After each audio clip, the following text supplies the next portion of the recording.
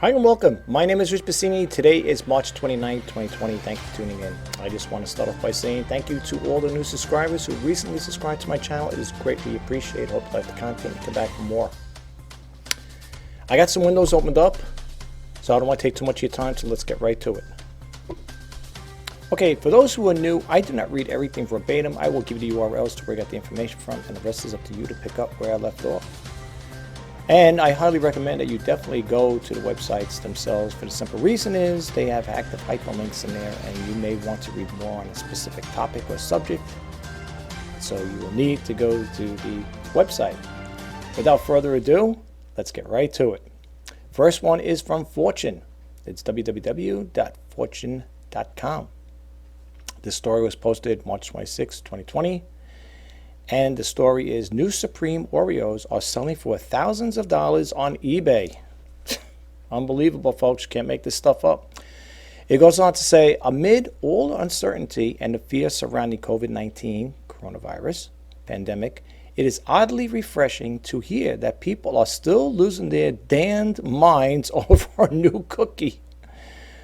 Supreme, the well-known streetwear company, rolled out a collaboration with Oreo cookies today, and even in the midst of the global crisis, fans couldn't buy them fast enough. Could you believe this here?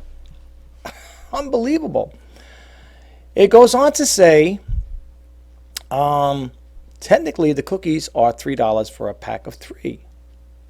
But hop over to eBay and the price escalation is straight on bonkers. Sellers are offering bundles of cookies well over $100. One buyer paid, check this out, $1,250 for a 12-pack of cookies, while another paid $500 for a single 3-pack. Folks, this is ludicrous. Nobody in their right state of mind should pay that kind of money for a pack of cookies, okay? I mean, that's crazy. Why would you want to buy these? I don't know. I don't want to expand too much on it. No, because it only gets me going here, and I find it rather amusing that people would have discretionary spending on something as such as cookies. The cookies themselves are red, double-stuffed Oreos with the word Supreme imprinted on them in place of the usual Oreo branding Supreme and Oreo first. Supreme and Oreo. First announced collaboration in February, and fans went crazy with anticipation. Wow. Critics panned the move, pointing on how the one-time skateboard store's prices have risen with its fame. And some mocked the partnership and its expected pricing at the time. Shows you how much they know. Now, I'm not going to get too much in this here. There's not really much to read in here, but anyway, I digress. I'm not going to get too much into it anyway.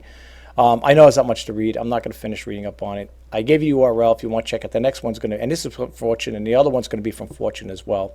So I'm not going to repeat the same website. But anyway, it's amazing. It's amazing. All right. Here's another one from Fortune. How re-commerce players like Poshmark and eBay are adapting to the coronavirus. The story came out March 28, 2020.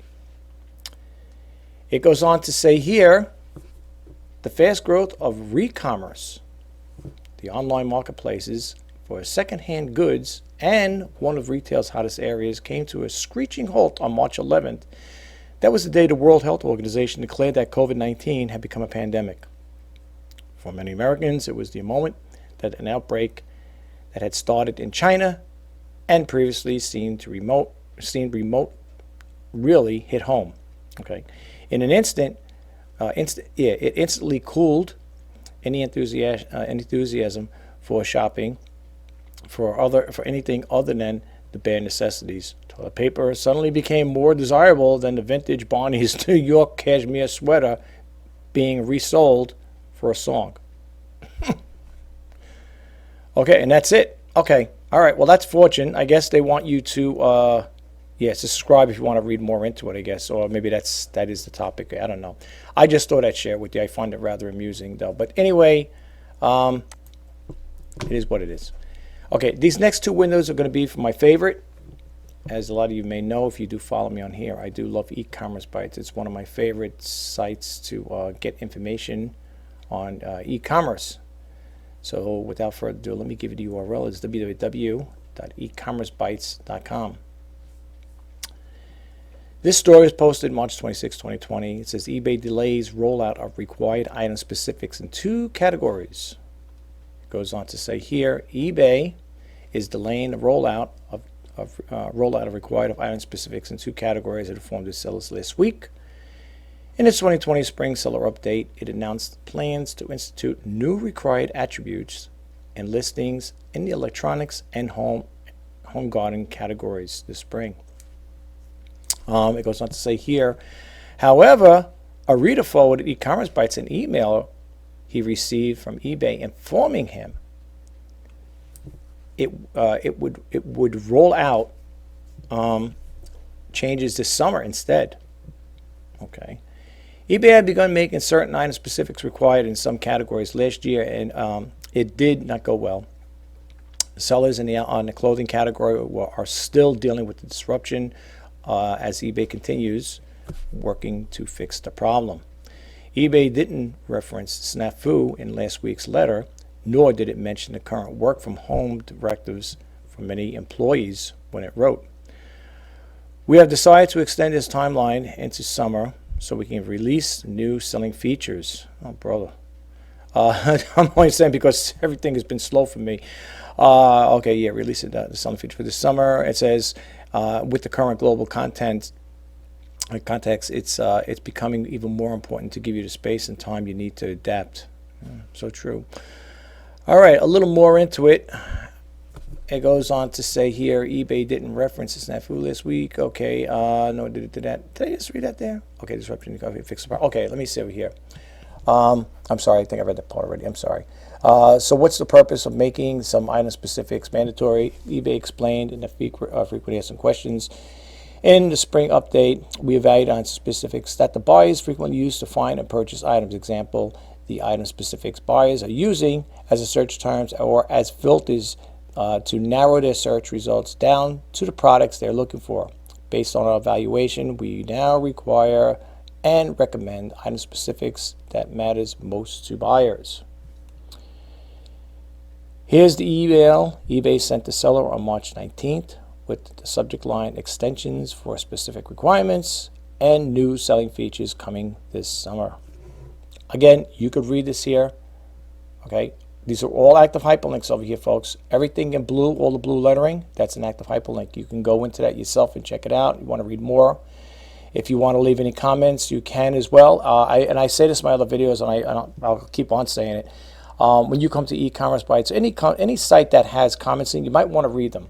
For the simple reason is these people are bringing out things that you and I may not be familiar with, and it's like, oh, okay, I didn't even know that was happening. So I highly recommend that when you get a chance, when you definitely go to the websites, scroll down and read some of the comments on it. You'll find them very interesting. Seriously, with no kidding aside, I definitely recommend you do that. And if you want to leave anything, if you do want to leave a comment, you just got to be, you got to be logged in, and you could post a comment if you want to respond to any of this or this specific topic. Okay, so now we got that out of the way. Let's move to the next e-commerce site. eBay gives sellers extra time to restock inventory. Discount March 27, 2020. eBay is giving sellers extra time to restock inventory, presumably in recognition of the challenges sellers and their suppliers are facing due to the coronavirus pandemic. eBay sellers use out-of-stock feature to hide their listings from search results when the inventory is depleted. Quantity equals 0. And then it goes on to say, while at the same time keeping the listings active so they can adjust the quantity when they get more stock. Okay. Without this feature, listings would end along with sales history, and sellers would have to create new listings. So you might want to keep that in mind, especially if you have a lot of inventory and if you are running low on it. This will pertain to you. I don't have that problem because I buy pre-owned stuff, and whenever it's gone, it's gone. That's it. It's usually one-to-one item, right? All right. So keep that in mind. For those of you who have a lot of stock and you may be running low on it, this pertains to you. Okay, let's move right along here. Here's an interesting story. This came from talkingpointsmemo.com. So it's www.talkingpointsmemo.com. This story came out March 26, 2020.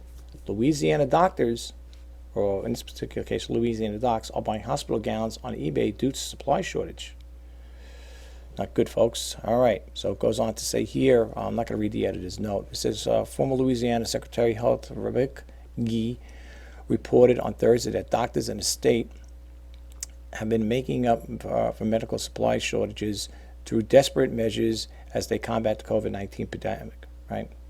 We're a couple of days away from being out of masks. We're buying gowns on eBay in some cases, Gee told CNN New Day host John Berman. The doctor warned that we have not seen a peak of the crisis yet in the Bayou State, which is currently has nearly 1,800 cases of coronavirus. And then it goes on to say, did you say that the doctors and health officials are buying gowns on eBay? Berman asked. That's correct, Gee replied, adding that doctors have also been forced to create masks using office supplies. This is terrible, folks.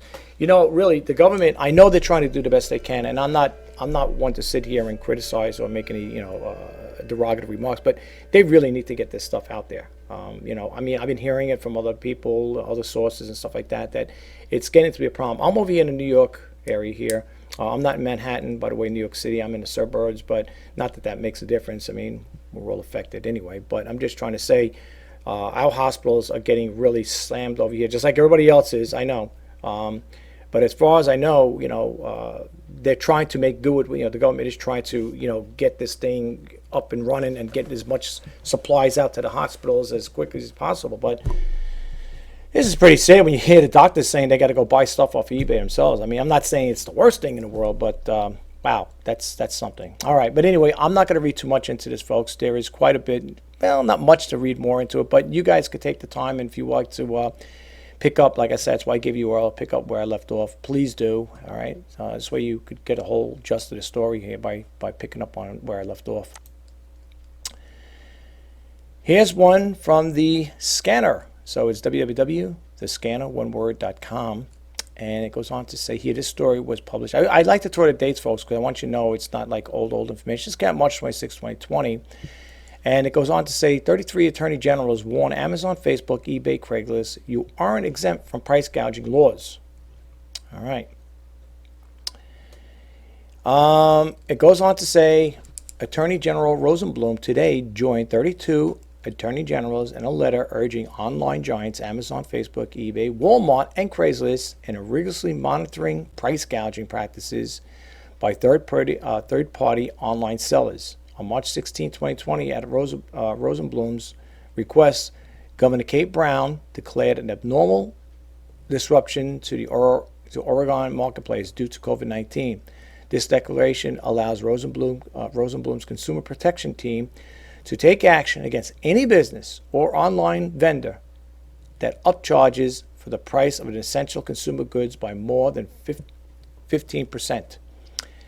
And then it goes on to say, in the last week, we have heard from dozens of Oregonians who are reporting unusually high prices for essential products being sold online, like sanitizing spray and toilet paper. We want to make sure all our large online vendors do a better job of watching the marketplace for price gouging behavior, said the AG Rosenblum. I talked about this before, and I know I said I wasn't going to really hop on it again, but I just want to throw it out there. So please, folks, if you are dealing with those type of items that are a necessity right now, and especially in a crisis, please be aware of what's going on here, because they're cracking down on that stuff. They really are. They're cracking down on that. So please take heed of what she's saying. Okay, let's move along here. This is another story about it. The last one story is a nice one, but this one here is from AG. This is from Times Leader. I'm not going to get too much in. I just wanted to let you know that there are other companies picking up on it and other media. This is from the Times Leader, so it's www.timesleader.com. And this story came out March 28, 2020. Again, Amazon Attorney General, Amazon faces the same thing. If you would like to read more into this story here, I just thought I'd throw it out there, being it's a new one. Another company covering it, so you might want to read more into it. Okay, I'm not going to read more into this because we already know about the price gouging, but I just thought I'd throw it out there. The last story, check this out. They say the last for best, right? Say the best for last, I should say. It goes on to say this one here. Let me give you the URL. It's idropnews.com. It's www.idropnews.com. It goes on to say this pair of Apple sneakers just sold for over $16,000. Okay. Did I give you the date? Yes, I don't know if I did. This one came out March 26, 2020. Okay, let's read a little into this here. All right. Unbelievable. It seems that there are a few limits to what Apple fans will do with deep pockets are willing to pay for company memorabilia. As we're often reminded every time we see some new piece of Apple history go up for auction. Now, I'm not going to get too much. It's going to go into the specifics. I'm going to skip around. Okay, so I'm not reading everything verbatim here. I just want to highlight some stuff here. Okay, so we already know that the sneakers had sold for $16,000 in a private auction house. I just want to bring these highlights out here. This one over here, it goes over here. In fact, this actually is the second time a pair of these Apple sneakers have appeared in recent years with the same auction house, Heritage Auctions, fetching $30,000 for another pair back in 2017. Then it goes on to say here, another pair in 2017 sold for $15,000. Okay. Now the other stuff becomes a little interesting as far as high price memorabilia for Apple. It goes, other classic Apple memorabilia continues to fetch similar astronomical prices with the class 1978 Apple computer signed up for auction this week with a reserve bid of $20,000 and fully functional Apple computer fetching $458,000 at another auction earlier this month. And another one sold in 2014 for $905,000 to the Henry Ford Museum in Michigan. Unbelievable. Here's one over here, another interesting story. Well, part of this here, I should say. 4 years ago, we even saw what we believe to be the first production Apple computer was created in 1976 Apple computer, one that was quite likely hand-soldered by Steve Wozniak himself, fetching an estimate of $1 million. Quite a markup from its original selling price. I don't like the number, folks. $666.66 when you factor in inflation. Interesting. Other famous Apple memorabilia includes 3 history docs signed by Steve Jobs that fetched an estimate of $90,000, and Steve Jobs' 2000 BMW Z8 that ran for around $400,000. Check that out. In 2013, Charity Buzz also auctioned off a chance to have coffee with Apple CEO Tim Cook for a whopping $610,000. I'll tell you what, I'll go to Dunkin' Donuts and get a cup of coffee for a buck and a half, whatever it is, and they go spend that kind of money to have a cup of coffee, whatever, with Tim Cook. Okay, well, anyway, it just goes to show you people, there are folks out there that have the disposable income to buy these type of things, and more power to them. Honestly, if I was in that category, being a frugal, conservative spender like I am, none of that stuff would make any difference to me. I have no desire to spend that kind of money. No matter how much the collection may be, how much it meant to me, I would never spend that kind of money. But there are people out there that want to have that, But like they say, folks, different strokes for different folks, right? Whatever floats your boat. All right, anyway, I'm going to back out of here, and I'm going to close out this video. Well, that concludes this video. I hope you found the information helpful. And if you did, please don't forget to hit that subscribe button, like, comment, share. And if you want to be updated when I post on the videos, please hit that bell notification icon. My name is Rich Pasini. Today is March 29th, 2020. I'm wishing you all the best in sales. Until next time, bye-bye for now.